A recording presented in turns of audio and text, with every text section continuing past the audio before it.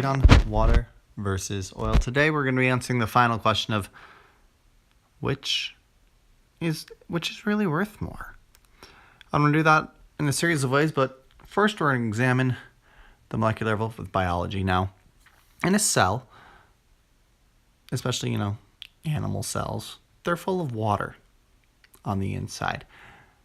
That water allows for metabolism, for us to break down things.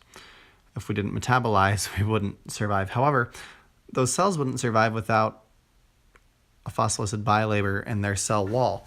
If that cell wall was destroyed, the cell wouldn't exist. So there wasn't water, the cell wouldn't live. So you need both water and oil, so both are very important there.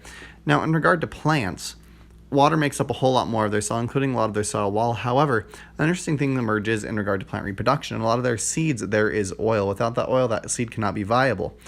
With no seeds, there's no plants. No water, there's no plants. So in regard to biology, everything really kind of zeroes out. So water is one, oil is one. So let's continue this trend. Let's take a look. Now, in regard to population support, let's look at a city like, Phoenix, Arizona. Right now, it's got a population of a little bit over 4 million. However, by the year 2030, they're supposed to have over 6 million. Now, they do not have the water supply to support that. They need to continually pump in water from other places. And sometimes that may not be enough. So is there enough water there to survive? Absolutely not. Now, historically, we can kind of take a little bit of a look. In regard to oil, there's enough. But historically, even when there is oil, a lack of water causes problems. Take, for instance, the Dust Bowl. Now, the Dust Bowl was a big, giant drought and all kinds of wind and all kinds of dust. It really kind of made things nasty there in the Midwest, not quite 100 years ago. Things happened in Texas that people left Texas. In the 1970s, an oil crisis, people were just kind of upset.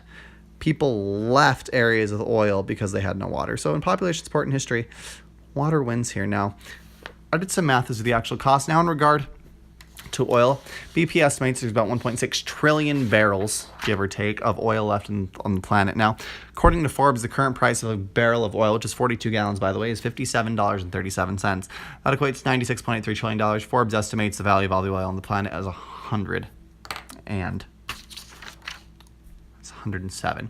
Now, in regard to water, we did a bunch of math. There's a lot of big numbers up there. However, you may be asking, Dave, fresh water. So we took the fresh water, that's 1% of 1% of the amount of water on the planet today, times that by 0.063%. That's the actual cost of a barrel of water. That's $488 trillion. A lot more than 107 trillion, so water takes it in cost. Now, in regard to consumption of goods, this is how we use them every day. In regard to cooking, transportation, energy consumption, how do we use it? And the thing is, we use both water and oil pretty interchangeably. I don't have a car if I don't have oil. So in regard to how we use it every day, that was a pretty big toss-up.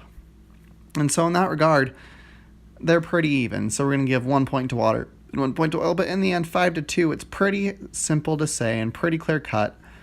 Water is worth more than oil. The end. Enjoy. Water's awesome.